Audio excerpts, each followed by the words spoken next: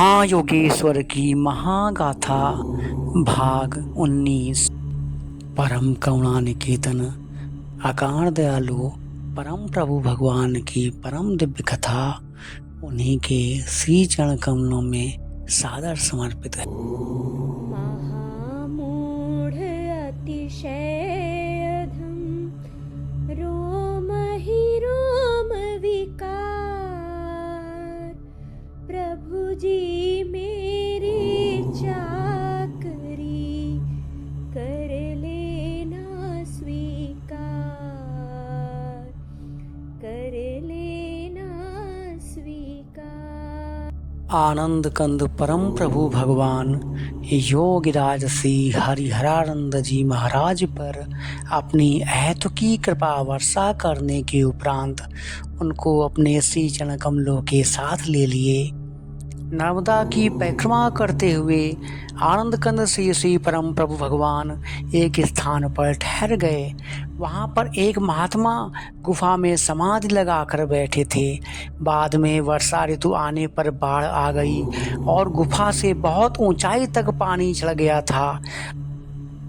आनंद कंद श्री परम प्रभु भगवान योगिराज श्री हरिहरानंद जी महाराज से बोले, बेटा जाओ जल में गोता लगाकर उस गुफा में महात्मा के दर्शन करके आओ। जैसी आज्ञा नाथ जी।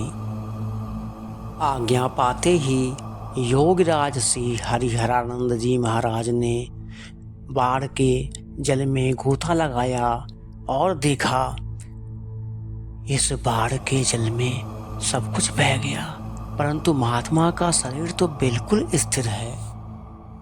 जल के भीतर समाधिस्थ उस महात्मा को देखकर योगिराज श्री हरिहरानंद जी महाराज आनंद कंद श्री परम प्रभु भगवान के पास आ गए। प्रभु, बाढ़ के जल का प्रवाह तीव्र होते हुए भी उस महात्मा का शरीर बह नहीं रहा है, ऐसा क्यों? क्योंकि ब्रह्मरंध्र समाधि में अवस्थित योगी के शरीर को जल भी बहा कर नहीं ले जा सकता। यही देखने के लिए मैंने तुम्हें वहां भेजा था। भ्रमण करते हुए आनंद कंद श्री परम प्रभु भगवान पटना पहुँचे। आनंद कंद श्री परम प्रभु भगवान की कीर्ति सुनकर श्याम नारायण नाम के प्रसिद्ध वकील बड़े प्रेम से श्री चरण कमलों को अपने स्थान पर ले आए। उनकी श्रद्धा इतनी बढ़ी कि श्री चरणों की सेवा में रहने के लिए कुछ दिनों के लिए कचहरी जाना बंद कर दिया। मानव तन पाकर प्रत्येक मनुष्य को अपना कल्याण अवश्य कर लेना चाहिए। आनंद कंद श्री परम प्रभु भगवान श्याम नारायण वकील को आत्म कल्याण हेतु उपदेश दे ही रहे थे कि वहाँ एक बूढ़ा आदमी रोता हुआ आया। महाराज, हमारे निर्दोष बेटे को बचा लो, दया करो, उसको शत्रुओं ने झूठे कत्ल के केस में फंसा दिया है। कल उसको फांसी की सजा का हुक्म होने वाला है। महाराज, मैं आपके चरण पकड़ता हूँ, बचा लो नाथ। ठीक है, यदि तुम्हारा लड़का निर्दोष है तो उसकी रक्षा अवश्य होगी। कल श्याम नारायण वकील के साथ हम भी कचहरी में आएंगे। जब आनंद कंद श्री परम प्रभु भगवान श्याम नारायण वकील के साथ अदालत पहुँचे तो जज ने श्री चरण कमलों में साष्टांग दंडवत प्रणाम किया और आनंद कंद श्री परम प्रभु भगवान को अपने पास कुर्सी लगवा कर बैठा लिया। तभी एक पुरोहित हाथ में पत्र लेकर जज को देने के लिए आया। जब पुरोहित का शरीर श्री प्रभु जी से छूने लगा तो आनंद कंद श्री परम प्रभु भगवान ने पुरोहित को दूर रहने का संकेत किया। महाराज जी, योगी लोग तो समदर्शी होते हैं, आपने इस पुरोहित को अस्पष्ट की तरह दूर रहने के लिए किस कारण से कहा? ग्रहण में महादान लेने के कारण पुरोहित जी के शरीर में कुष्ठ रोग हो गया है। क्योंकि महादान लेने में पुरोहित जी पूर्ण सक्षम नहीं थे और शास्त्रों में कुष्ठ रोगी को अस्पष्ट बताया गया है। हाँ साहब, ये सच है, मुझे कुछ रोग है, मैं नहीं बात पाई थी।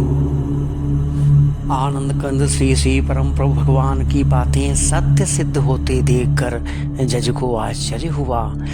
उसने आनंद कंद श्री प्रभु भगवान के कहने से मुकदमे की पूरी जांच की तथा श्याम नारायण वकील ने भी ठोस दलील देते हुए ब्राह्मण बालक को निर्दोष सिद्ध कर दिया।